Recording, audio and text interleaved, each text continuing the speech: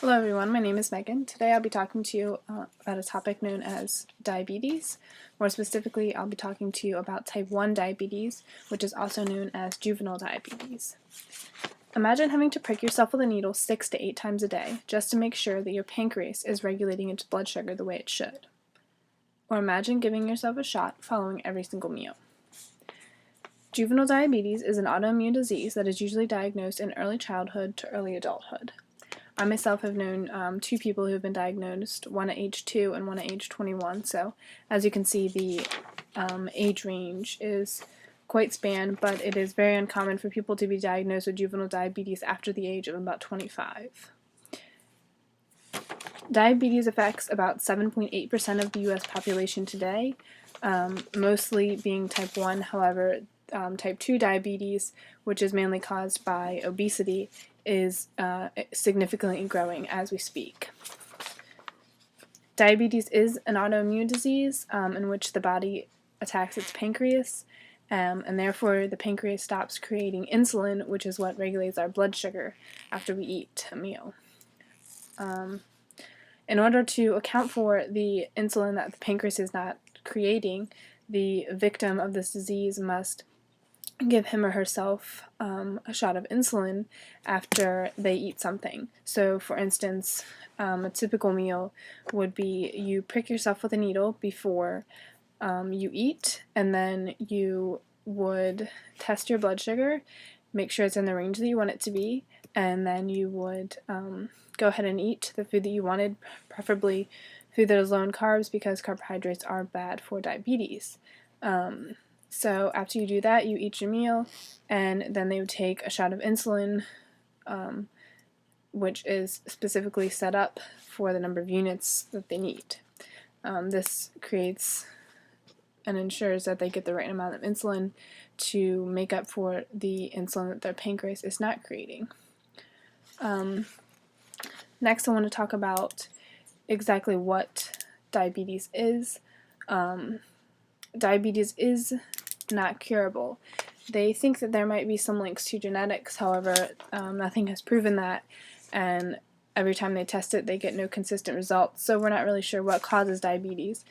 Some researchers think that it could be a virus that the victim gets in the early years or before they are diagnosed that triggers this disease, but that is not medically sound yet. Others think that it is caused by the environment, that some people are just predisposed to get diabetes, and then there are others who think that it is purely genetic. However, that also has not been proven.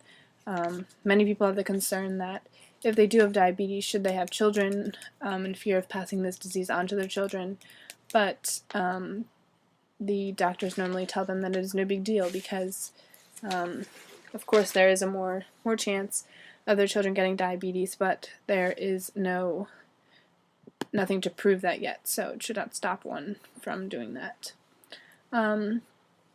So in conclusion, type 1 diabetes is normally diagnosed in children between the ages of about 1 and 25.